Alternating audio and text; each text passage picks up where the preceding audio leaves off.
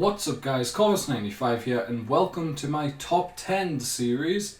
Today we are looking at my top 10 favourite Pokemon from Johto, from the second generation of the Pokemon games.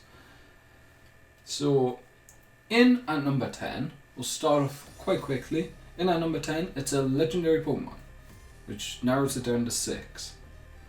It's a legendary beast, narrows it down to 3. It's probably the legendary beast who's maintained competitive usability best since its introduction. It's Suicune.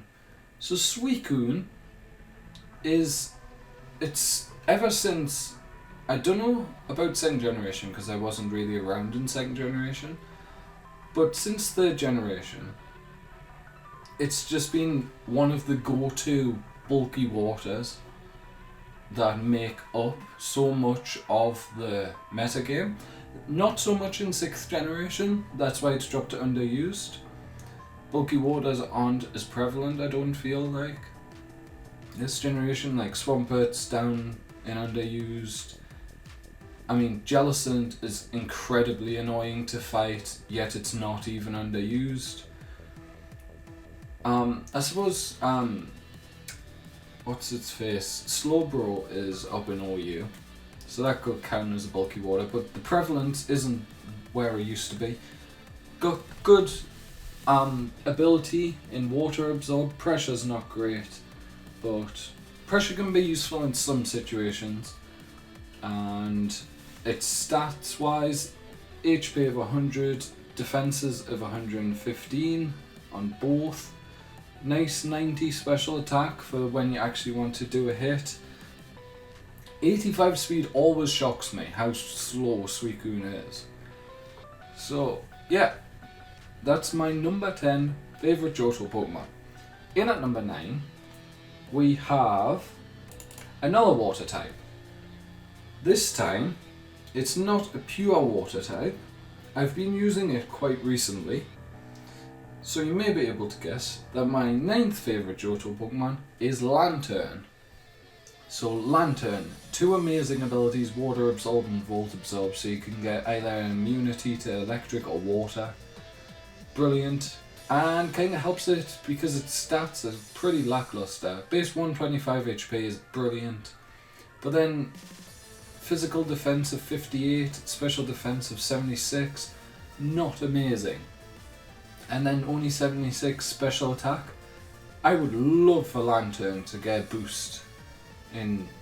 Basically, I have it set in my mind the next generation they're going to try and not level the playing field, but they're going to boost some of the earlier generation mons to make them more in line with the newer generation ones. So I'd love to see Lantern get maybe 20 extra special defense and maybe 10 extra defense. And I think it would be a much more usable Pokemon. It's in and never used at the minute. And I think it does its job very well. I used a Assault Vest set. It was pretty good for me. So, yeah, up to number 8. We're on to the starter Pokemon. So this is probably people's least favourite starter Pokemon of all time. I think of all the generations, this starter line gets the most hate of any. Apart from maybe M-Ball. M-Ball gets a lot of hate because it was the third fighting fire starter line in 3 generations.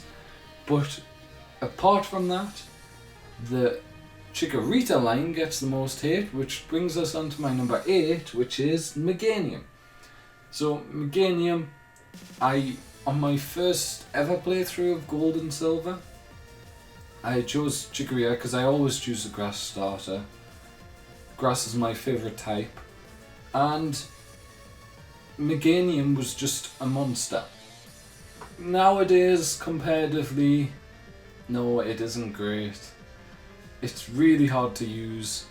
It's in PU for a reason. And you can use it as a screener. You can use it to try and set up Leech Seed. but it mostly sees use as a screen setter helper. Leaf Guard is pretty nice. It doesn't allow you to be statused in the sun, I believe. But with the nerf to weather this generation, it's not as good as it could have been. Base 80 HP kind of sets it back a bit as well. It's got base 100 in both defense and special defense, that's nice. And then 82 attack and 83 special attack. Quite interesting that they're very even, because you'll never see it physically attacking Meganium. You just won't. You'll always see a special attacking one because it doesn't need that physical attack. So if you could, like, in a perfect world, you'd move some of those attack points into its HP and it'd be much bulkier. It can take a hit nowadays, but as I said, you could make it much bulkier. In at number 7, we're back to the legendary Pokemon. This one, I just mentioned something being my favourite type, and this Pokemon is of that type, as well as being a legendary Pokemon. I love it for its role in both the 4th Pokemon movie, is it? Yeah, the 4th Pokemon movie, and for its role in the Mystery Dungeon series. It is Celebi. So Celebi, like all the mythical fairy things, has 100 in every single stat. It's overused, and I haven't used it this generation yet, so I don't know what it's used for primarily this generation. But with Natural Cure, it's always a safe bet because you can, if you do get status, you can always switch out and you'll come back out with no status affliction.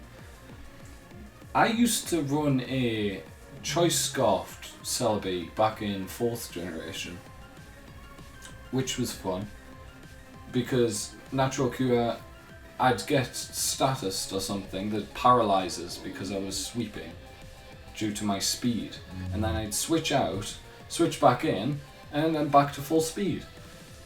So yeah, just the whole time travel element is what put Celebi so far ahead of other certain Pokemon, and it's just almost unique in its time travel element. I can only think of one other Pokemon related to time travel, but we might get onto that Pokemon when we get to the 4th generation top 10. Up at number 6, we have an early game Pokemon here. So on my most recent playthrough, I believe, of Pokemon Soul Silver, this Pokemon completely shocked me by how good it was in game. It's, as I said, one of the earliest Pokemon you can catch, and during that I was doing a Nuzlocke, and the Pokemon that I caught on the first route was a Hoothoot, which makes Noctowl my sixth favorite Johto Pokemon. So Insomnia, Keen-Eye, Tinted Lens, all decent abilities. I rate Keen-Eye not that greatly because it's amazing in game. I believe my one in game had Keen-Eye, and when your opponents just spam double team, it's amazing because you can just always hit them. Base 100 HP, it's good. Base 96 special defense is good. The rest of its stats, not good. Plus it's normal flying type. It should theoretically be psychic flying, but I'm kind of glad it's not because you already have Xatu there, you already have Sigilif, you have Swoobat, you have Lugia, and I think it fits better as a normal flying because it's quite unique as normal flyings go with its high special defense, high HP. I can't really think of another normal flying type that's like defensively focused. I suppose you could say Pidgeot's but Pidgeot's more of an all-round Pokemon. Anyway, it's in PU at the minute. It probably deserves to be in PU. It's not the greatest Pokemon, but it's one of my favourites. In at number 5 is one of the best Pokemon in the current metagame. I said bulky waters aren't as prevalent, and they're not. This Pokemon isn't really a bulky water. You could probably get away with running it as a bulky water, but almost no one does. They instead use it as a either setup sweeper or just a sweeper in general. And it gained a new typing this generation as well, the fairy typing. So this Pokemon, in at number 5, is Azumarill. So Azumarill, interesting thing. I used to, in 4th generation, run a thick fat Azumarill in competitive. I don't know what was wrong with me, but it used to put in some decent work. It's got 60 special attacks, so it wasn't dealing much damage. Because I, of course, was using a special Azumarill, because you wouldn't use a physical one without huge power. Base 100 HP, base 80 in both defense and special defense. You get access to Aqua Jet, of course, Play Rough, Knock Off, Super Power, Ice Punch, Waterfall. It's got a very good move pool. It's in Overused for a reason. It's actually one of my favourite Pokemon to use in Overused. And yeah, that's Azumarill number 5. And number 4, there's a reason. One of the honourable mentions in my Kanto top 10 was Jolteon. And the reason I gave for it not making my top 10 was there is a evolution that I prefer, and I'm not allowing multiple from the same evolution line. And that evolution that I prefer is not Umbreon, it is Espeon. So Espeon, it was always the Pokemon I could never get because I owned Ruby, Sapphire. They were my first games, and there was no day and night cycle, so you couldn't get Espeon and Umbreon. Eventually I went to like a convention thing and someone traded me an Umbreon, but I still could never get an Espeon.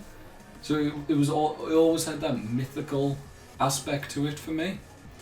And then when you do get it and you realise how good it is on the special side with that 130 special attack, 95 special defense, 110 speed, it's up there in terms of my go-to special attackers with things like Gengar. Starmie used to be up there, but it's not quite. I always find Starmie quite lacking in how much damage it actually manages to deal out. But yeah, Espeon's definitely up there. I really enjoy using it in UU. And Magic Bounce added a new aspect to its game this generation, or I suppose last generation, but it really added that new aspect of you feel secure in switching out into Espeon on a Pokemon that's going to try and status you, because even though it had Synchronize, sure, you get to give your opponent the status as well, but that's great, but you're still like paralyzed or poisoned or whatever. And with Magic Bounce, it just makes that so much safer. I find it quite interesting that all the Pokemon that seem to get stuff like Magic Bounce aren't physical attackers, so they can't take advantage of like bouncing back a burn. So it's, yeah, quite interesting that. In at number 3, we have another Pokemon that you find at the very start of the game. A Pokemon that shares a typing with Noctowl. And from my memory, there isn't another flying type at the start of the game. So you should know that my number 3 favourite Pokemon from the Johto region is Furret. So on that same playthrough of Pokemon Soul Silver, I caught a Furret, named it Coco after my hamster, who unfortunately passed away not long after playing that Soul Silver series. And I think it's a combination of that and how good it was because I ran a special for it in that game despite its 45 special attack. So I had Surf, I think I ran Mix. I had Surf, Strength. It was basically an HM slave, but then I also taught it Thunder. I think I taught it Thunder. I can't remember especially, but I'm pretty sure I did because it was really, really good for me throughout the game. Mainly in the earlier stages, you could tell as we progressed I was losing its ability to keep up with the battles as we progressed to the Elite Four and stuff. But I kept it with me the whole way, and it served me very well. Doesn't really have a good ability. Keen Eye's good in game, as I said. Runaway is decent in game. Frisk's okay in competitive, I guess, if you want to be able to know what your opponent's items are. But it doesn't really have that standout ability that gives it real usability. Doesn't have a standout stat either. 85 HP, 90 speed, nothing great there. It's in PU for a reason. You're not going to see much for it action in OU or UU or even RU or NU. You're just going to find it in PU, and I'm okay with that because for it's not the greatest Pokemon, but it's fun to use. And on to my number 2 favourite Pokemon. It's another Pokemon that's fun to use.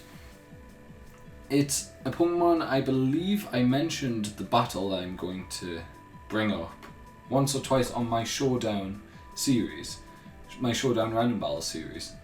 So this Pokemon, I'm going to pop it up now, is Dunsparce, and Dunsparce had probably my most memorable Pokemon Showdown moment of all time.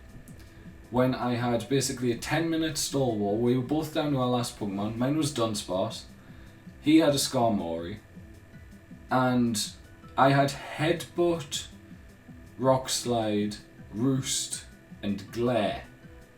And he had Roost. I think he had Roost, Stealth Rock, Brave Bird, and one other move.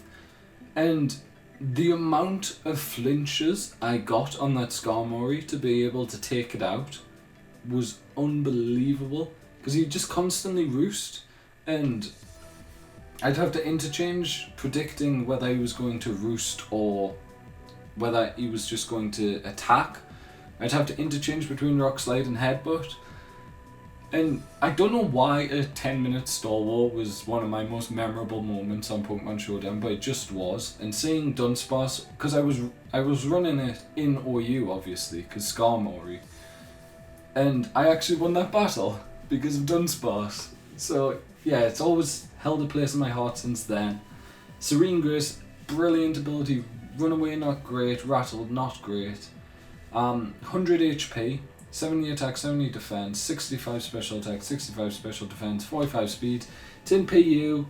You're not going to see much usage from it, but it can do a decent job as some kind of wall where you want to paralyze your opponents. You can paralyze ground types with it, obviously, with Glare. Although Superior is probably better than it now in that respect. Flinching with Headbutt and Rock Slide is really fun. And yeah, on to the honourable mentions. So we have our 5 honourable mentions here, and on screen now. So we have Quagsire, Murkrow, Octillery, Jumpluff, and Politoed. So 3 water types there, and a Pokemon that's pretty much my username on YouTube. So we'll start off with Quagsire. It's a bulky mon, especially with Unaware. It's got Water Absorb as well, I believe, and it's got Damp. I think they're its 3 abilities, but it's so happy all the time. You just have to love it.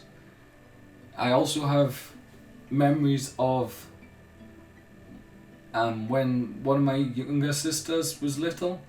She drew a picture of Quagsire and described it as the big blue blob, which, yeah, it was basically just a circle coloured blue, and it was a Quagsire.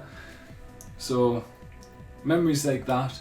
even though I despise facing Quagsire because it just walls me to death every single time, I still love it as a Pokemon to use myself and to use in game.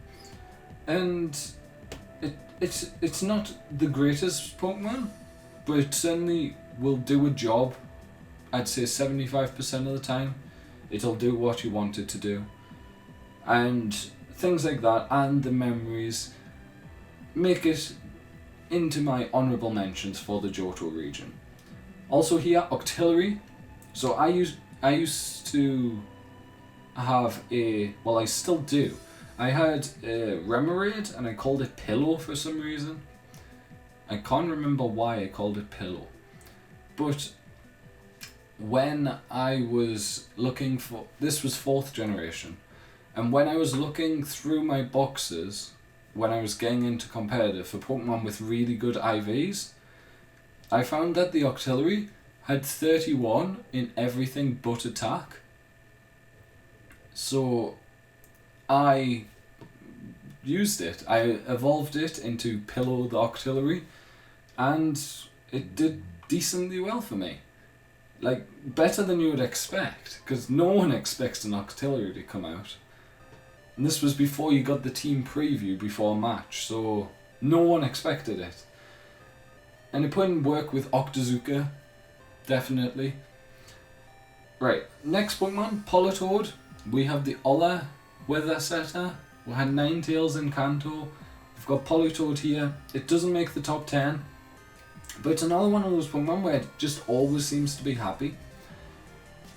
And I really love weather. I love weather settings so much, but it's so weak in 6th generation that I just despair at it. I wish weather was better. I hardly played any of 5th gen competitive, which is probably why I don't hate weather. Because I know a lot of people who played 5th gen competitive despise weather now. But I love it because I used it a bit in 4th gen. And then it got buffed with the introduction of Politoed and Ninetales. And then it got nerfed. But I never got to play it when it was buffed.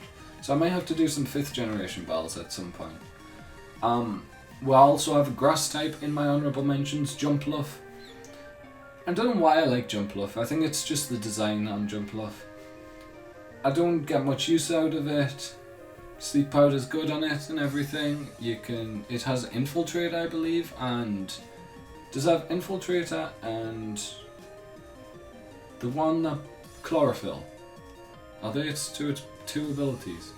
It might get Prankster. I don't think it does though. Yeah, but Jumpluff is basically OG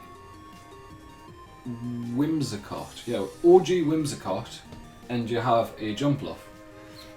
It's not as good as Whimsicott, no questions there, but it was quite unique as well with its grass flying typing until Tropius came around the next generation.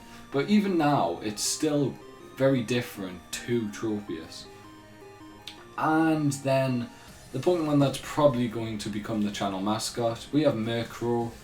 So if you don't know, the name Corvus comes from the Latin for the word raven, of which crows are a member of the raven family. So Murkrow is the closest Pokemon equivalent to me.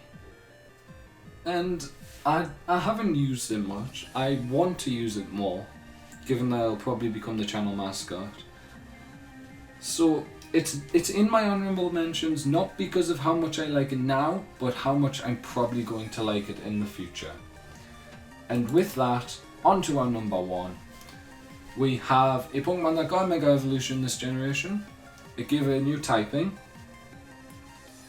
Actually, lots of my favourite Pokemon got Mega Evolutions, but were my favourite Pokemon before the Mega Evolutions. And my number 1 favourite Pokemon from Johto is a Pokemon known as Ampharos. So Ampharos in 2nd generation, there's one trapped at the top of Olivine City Lighthouse. And it's another Pokemon that I adored using in 4th generation as sort of a Pokemon to catch your opponent out. I used to run a Choice Scarf Ampharos, And with that base 115 special attack, the Choice Scarf takes it to 110 speed, I believe, and it would just, your opponent wouldn't be expecting it to outspeed him, and then you would do major damage to his Pokemon because he wasn't expecting it. He'd be expecting the one shot with an Earthquake or something like that. And the base 90 HP and base 85 defense kind of help you out in that situation, because it can live most Earthquakes. I find if you invest like 252 in HP, this is a different set obviously, because if you're running Choice Scarf you want max speed, max special attack. But if you invest at least a bit into either HP or defense, you can live basically every Earthquake coming at you, at least one anyway. It's in PU, which I'm a bit surprised about. Its Mega Evolution is an OI in UU. I love the Mega Evolution's hair, but I still prefer regular Ampharos just because of the ability to use this different item rather than just the Mega Stone. Its abilities are very lackluster, plus and static. Static's okay, I guess, if they hit you with a physical contact move, but plus is just worthless, to me at least, because I don't do double battles very often. And yeah, Ampharos seals this list, and that's going to be the end of the video, guys. So if you enjoyed the video, leave a like. If you're still watching, leave a comment down below, tell me your top 10 Johto Pokemon, and feel free to subscribe to the channel. We've got a new schedule coming up next week. Unfortunately, I think this is going to be the last top 10 video for a while, but from me, Corvus95, thank you guys for watching, and goodbye.